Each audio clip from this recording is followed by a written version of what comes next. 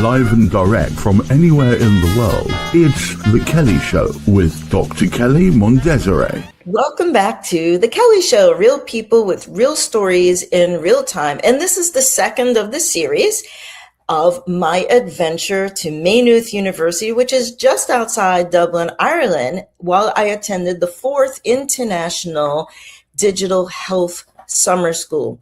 And the expert panel discussion you're about to listen to is female leadership in healthcare. And this is a dynamic group of female leaders in AI and healthcare coming to you from all over the world. And once again, my apologies, we had technical difficulties during the recording, so we'll put audio only to you, but the guests were off the charts, and you're going to have to listen and stay tuned because you'll be surprised who came on to discuss female leadership in healthcare. Kirsty, take it away. Here is Florence Dupre, who is leading companies and has dedicated her career to ensure medical, pharmaceutical, and/or technological innovations, improving healthcare efficiency, get quicker access to the patients for whom they are indicated. In 2023, she joined Dominique Bon at La Poste to implement the healthcare strategy, manage a portfolio of companies, and develop international healthcare activities as Global Healthcare Officer. Welcome, Florence. Thank you. Okay, and next here I have Megan Huffman, who is the Vice President of Digital Health of Novant Health, leading enterprise virtual care strategy, telehealth operations, and digitally enabled care models across the system. She drives innovation in virtual wellness, hospital at home, and AI-powered patient access to expand care delivery, improve outcomes, and enhance digital experience.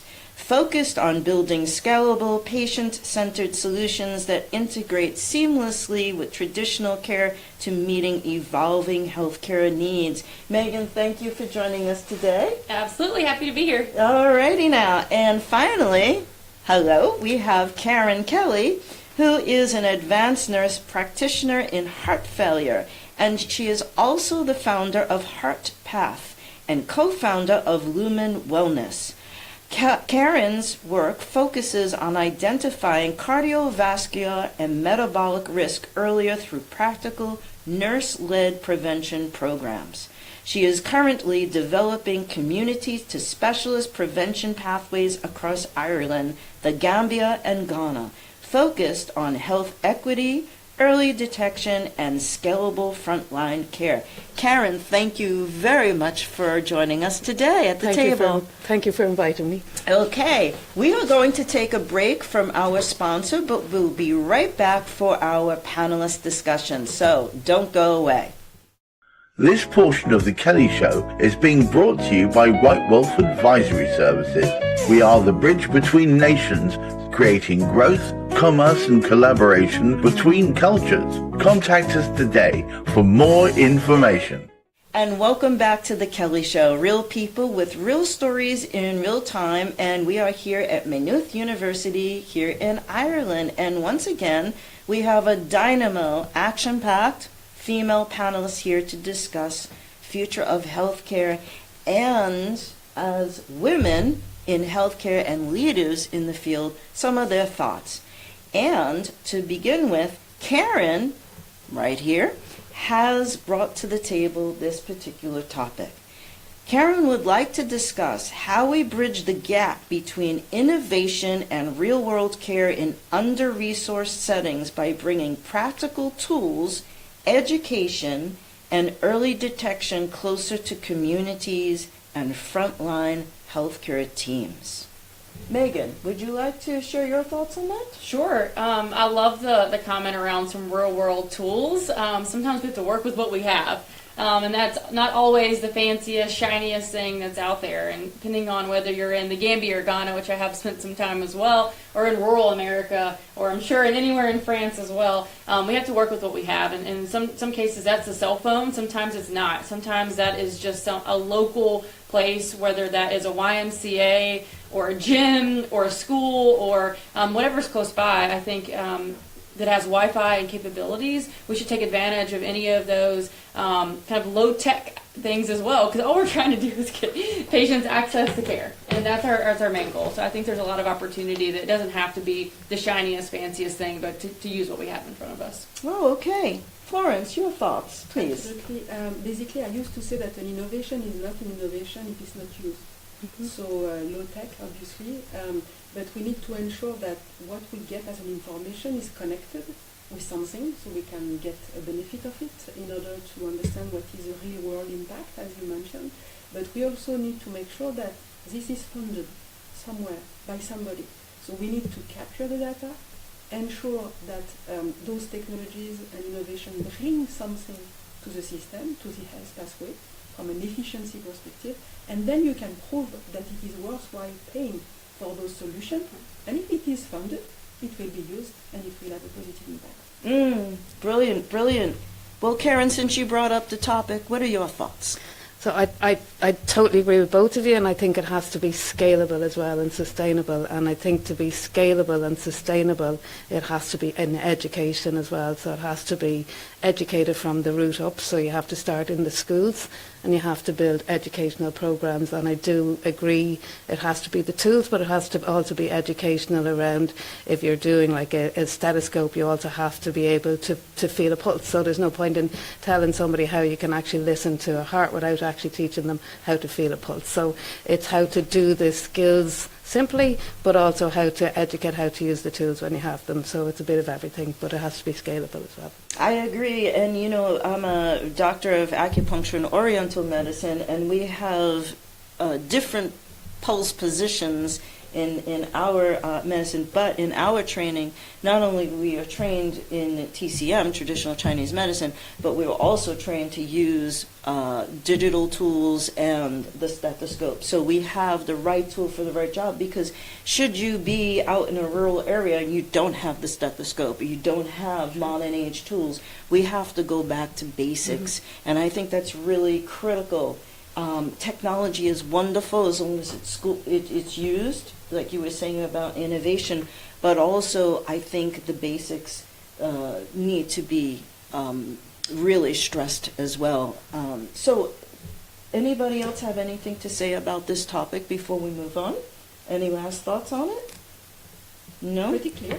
Okay. Well, I think so. Well, you get 4 women in the room. What do you want? Okay. Efficiency. Yes. Moving right along. Florence has brought up this topic for conversation. Florence would like to discuss how value-based healthcare can become a reality nowadays thanks to system, public policy, and trusted third-party support. Who wants to take it? Eeny, meeny, miny, mo. You're it. Yeah, I'm happy to talk about it, at least from the U.S. perspective. So I think what's challenging right now is we're seeing 2 models of payment happening at the same time. And so it's very difficult sometimes to work in a fee-for-service world and a value-based care world, because they kind of fight each other. And so when we're thinking about innovative programs, there's many times we run into a problem where it's great on the fee-for-service world because we're getting paid for it and it's very clear-cut. But on the other hand, the more we use like remote patient monitoring, the more spend it has in our value-based care, and now we have a mismatch. And so I really think that trying to turn the noise down on how are we going to serve patients and how do we bifurcate or not bifurcate, I guess, is going to be key to this, because I think that, and the last thing I'll say on value-based care I think can be challenging as well, and I hate to say that I'm doing all these challenges, I have some solutions too, but is that patients have to be engaged. It doesn't work if you're a diabetic patient and a provider is getting paid off of that diagnosis and you don't listen and you do what you want to do. we're stuck with that as the provider system. And so there's got to be a balance here, I think, a little bit on making sure patients are engaged in their health care if we're going to go down that value-based care route. Yeah, and it's also about, as we said before, it's about knowing the impact that that care has. So you have to actually have a way of finding the impact. And I guess in Ireland we have a similar one, even though we don't talk about it. We've 50% is public and 50% is private. And people who can access private, you have a widened gap all the time. So it's about getting the I suppose finding the balance between how do you make sure you're not widening that gap, and whatever we bring in is providing a service that keeps the gap, not widens the gap, and also still provides value to both sides. Florence? So very often when we think about value-based healthcare, we see it as a way of procurement, and as you say, but we can also see it as a way of organizing care. And the biggest issue we have, and the leaders today, it's really an issue. It's how do you fund prevention? Because being able to put on the table 500 billion today to save 2 billion per year, everybody would say yes, but nobody do it, because how do you secure that you will get the money back? Sure. So the way I would like to address this is how do we change probably the way healthcare is funded? Because as you say, the way it is funded means the incentive. So the patient needs to have some incentive, the provider needs to have some incentive, the government, I mean, everybody is concerned, and we can completely shift to a more efficient system. Everybody knows that the best system in the world is it's a population health management and value-based healthcare. Everybody, it's proven. But it's very difficult to implement because we need to have the right technology in order to capture the data. We also need to orchestrate the health pathway, because if you just measure the health results in the chaos that we have today in the health pathway, come on. Each of us, when we are ill or we have a close by person that is ill, who is in charge of organizing care? Who? The patient. Yes. Except that we all want to help him or her. But at the end of the day, you organize your care. Your caregiver is the one to organize care. So we are convinced that if we manage to better orchestrate the health pathway, thanks to a platform, which is a curated platform where, depending on your health issue, you have all the solutions, you don't have to jump from one app to the other, then the patient will use it. If you capture the data, you can ensure that the health results are there.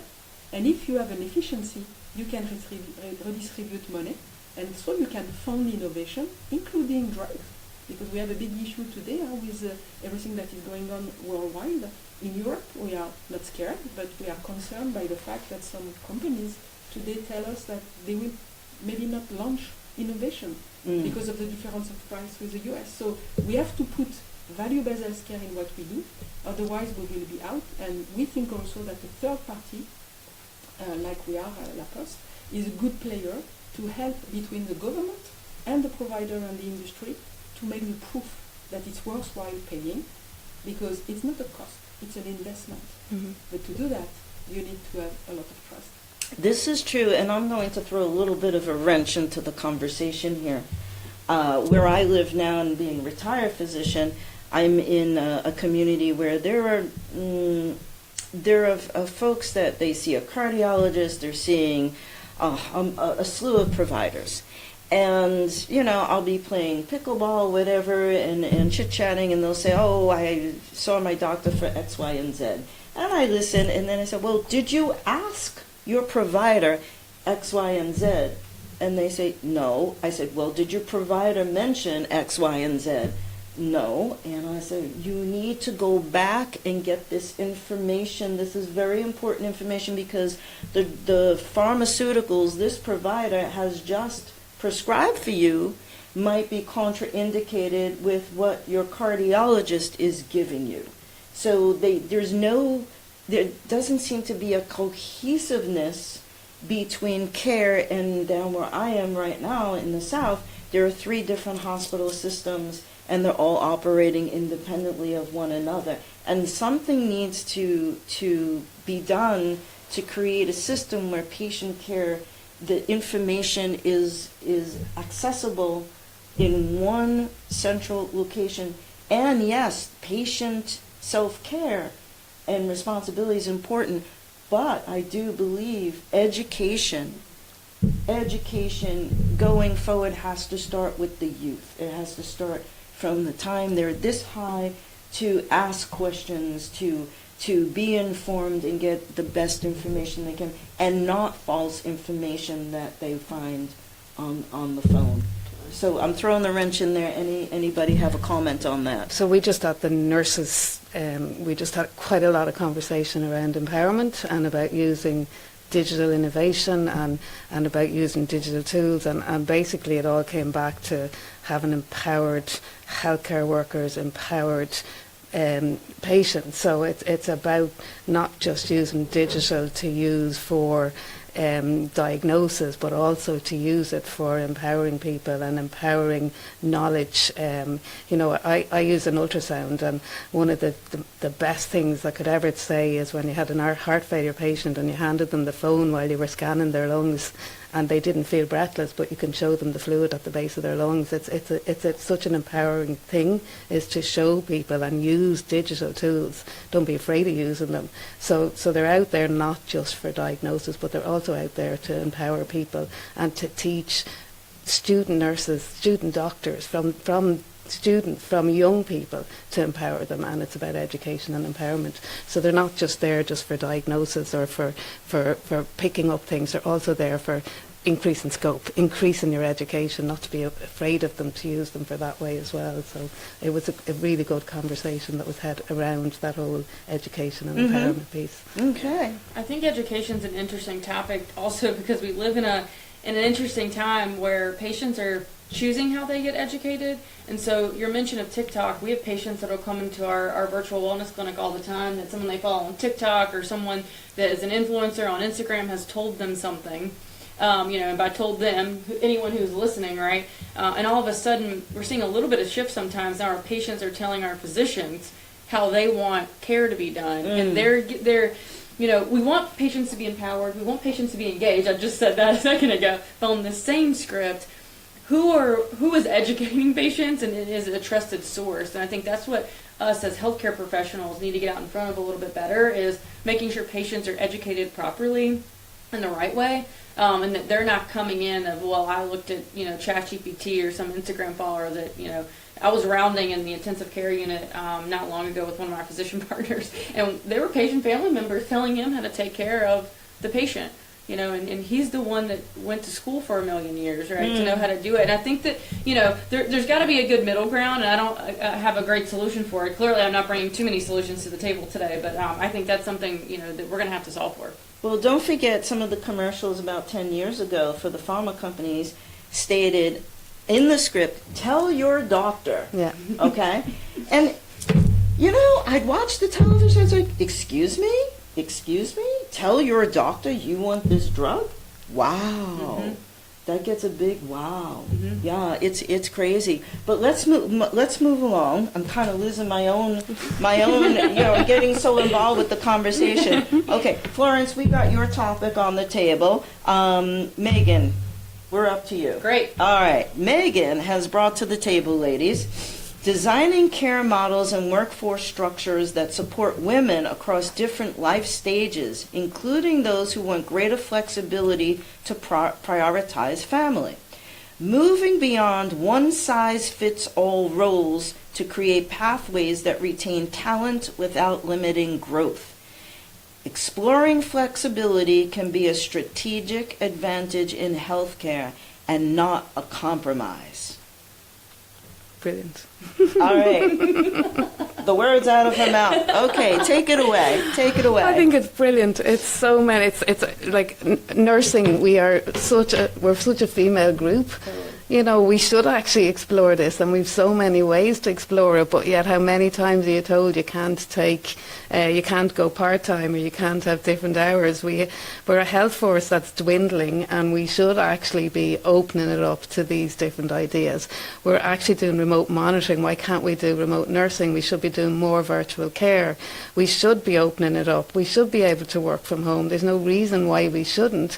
we can see patients virtually from a hospital, so why can't we see them virtually from home? I think this is a brilliant topic. I think we should really explore this.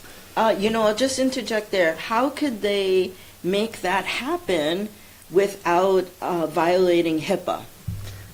Well, if we can actually do it from a hospital, why can't we do it from a home? It's just Well, you're in a insulated environment in a hospital. So how could they make whatever room that you would be working from at the home HIPAA compliant, so no one's walking into the room? I'm Irish, we don't have HIPAA, Yeah, so no I'm worries. presuming it's the same as our GDPR. Oh, Is okay. it? Maybe. I mean, essentially, I mean, we provide when anyone works for us, you have to have a home, and we say it. I mean, it has to be in a HIPAA compliant room. Yeah.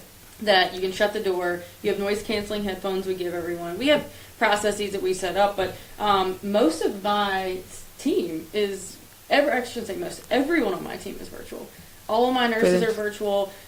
We started a menopause clinic, which has been a beautiful thing for women, but almost every single physician working in my clinic is our clinic is part-time.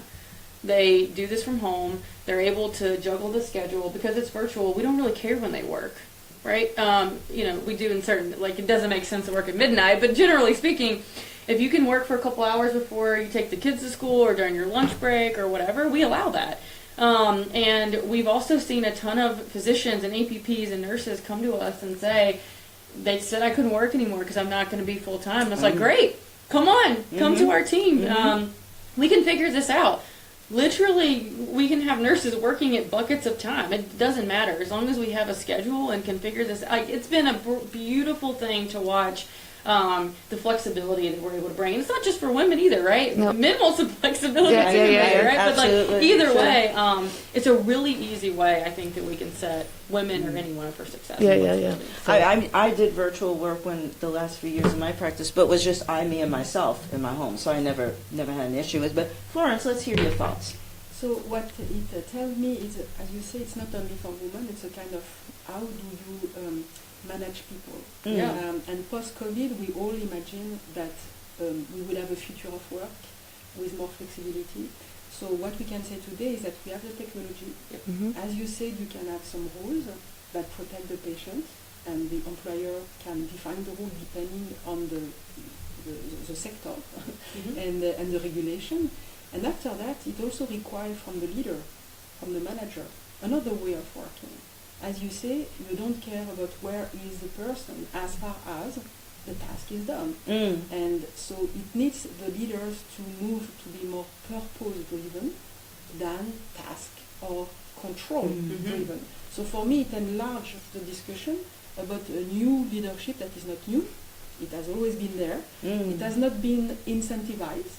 And we see that after COVID, many companies open and then shut down. Yeah. And be where you have to be, do what you have to do with the right topic, with the right spirit, and that's it. And agree with you. It's for me, it's a leadership skills to manage your team from wherever they are, because you are more on the as you say, as you know the SMART goals. You know, Yeah. I don't tell you what you have to do on a day-to-day basis, but I tell you what you have to achieve, and I'm in a contract, in a partnering with you on what you have to achieve. But then you play, you play a non-script that the leader has defined. So I like it pretty much, very much. Yeah. And let's do it. And I'm very, very committed to leadership. And I don't think that there is a female leadership or male leadership. There is a leadership. Agreed. And Me too. this Totally leadership agree. for me should be inclusive, efficient. Yes. Okay? And when you are efficient, you work like you say. That's right. And I would add today that you need to be AI empowered, because AI is completely transforming the world Yeah. we are in. Totally agree. And we need to take the power on defining how it would work and what it could bring. So Yeah. that would be the 3 levels of leadership that I would recommend. Yeah. Absolutely. Totally. Bravo. And I'm presuming like HIPAA then is GDPR is the same as we have here. So like even in a hospital, like you're probably more compliant at home. Probably. You know, Well, realistically. I agree with you, but like I said, I was throwing a wrench Yeah. into the conversation. Because you'd be Yes, in one room yes. and not loads of people coming in and out. So it's more. Or you see two people at the candy station saying, you know what Mrs. Smith told me about her, like, wah, wah, wah, and I'm like, oh my god, oh my gosh, oh my gosh. Well, anyways, let's move along. And Karen, you've brought up, I'd love to discuss, in her own words, how we bridge the gap between innovation and real-world care in under-resourced settings by bringing practical tools, education, and early detection closer to communities and frontline healthcare teams. Too often, we identify disease late when people are already in crisis. Karen is interested in how nurse-led models and digital tools can help shift care left, reduce inequity, and support scalable prevention in communities with limited access to specialist care. And what the group we have here to discuss this topic. Florence, your thoughts?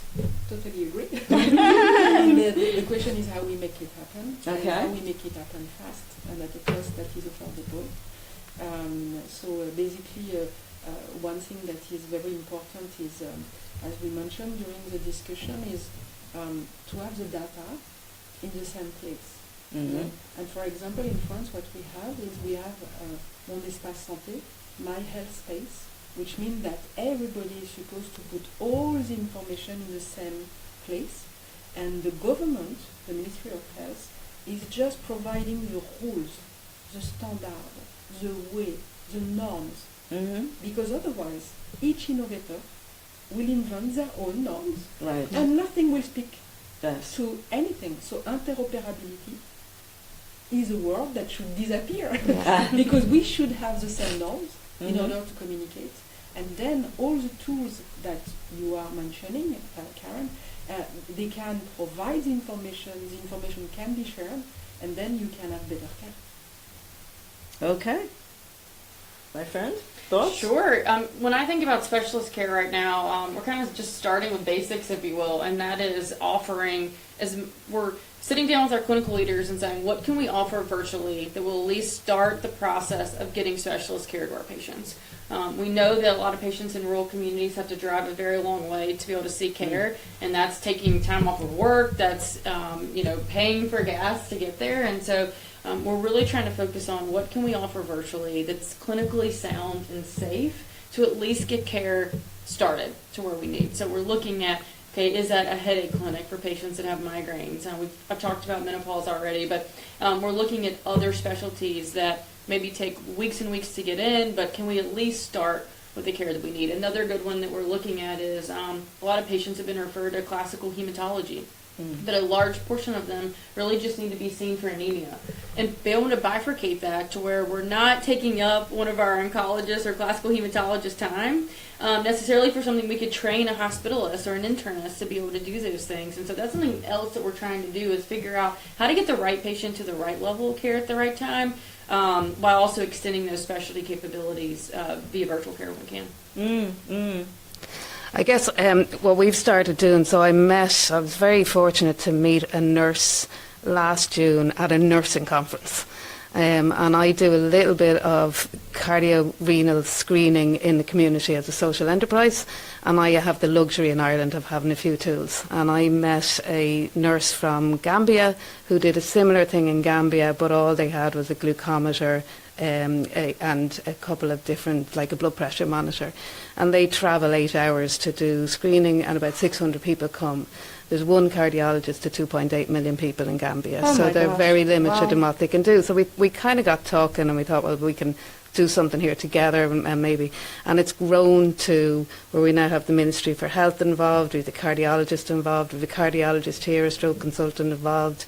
We have even Ghana are involved, and we have started building a programme like we've all talked about, where it's starting in the School of Nursing, training up the nurses to go out and train up health workers that can do proper blood pressure, proper glucose monitors, dipsticks, little simple dipsticks with your UACR, so you can do kidney, because we can't do EGFR, but you can do a UACR, do a proper blood pressure. So you capture people who have, if you capture somebody who's like tipping over that might have a little bit of a high sugar or high blood pressure, the cardiologist will then say, I want that person to start on this medication. And you put in those guardrails, and you can start it then at the community level, so you're actually able to start somebody. So you might prevent somebody from actually having a stroke or having a heart attack, and you can manage it then. And with a little bit of remote monitoring between the two, you're trying to manage a huge amount that I would all picture as a funnel. So you've got like all these people in the community, but you only end up with a few people ending up with the cardiologist. So that's, I guess, what I was coming to there is all, if we do that and we can build it, we can do it anywhere, you know, and that's kind of, it's the basics, it's using the basics, and it's education and working it upwards. Excellent. And maybe to add on that, obviously technology can help, but also the way to reshape who is doing what. We have elaborated a little bit on that. As you say, the most sophisticated person should see some kind of people. Yep. But on the other end of the spectrum, you don't even need to be a nurse No. to do some things. Correct. And Yeah. reshaping who is doing what, I'll give you an example on the integrated care for older people, you know, the Worldwide Health Program. For example, in France, it is the postman and the postwoman, obviously with a training and with a tool, that are able to detect fragilities. So they can do it at scale, you know, and you keep the nurse for the job that has to be done for the nurse, and same for all the doctors. So reshaping also who is doing what, with the right angle and the right regulation, obviously, and the data capture. So basically, it's called Aller vers in France. It's how do we capture people that are out of the health system, because they open the door, they can be detected, and then they can be sent to the healthcare system. Yeah. Brilliant. Well, we're running out of time. This has been a terrific conversation, ladies. I hope we can pick it up at another time. But I want to thank all of you for being here today and participating and sharing your expertise. Thank you so much. And folks, stay tuned for the next Kelly Show, because we'll continue our series, a 4-part series, here at the 4th International Digital Health Summer School here at Maynooth University. And we will be having another panel of experts come on to speak specifically about, you got it, AI for health. So for now, stay tuned for more. Peace and love. Kirsty, take it away. Thank you.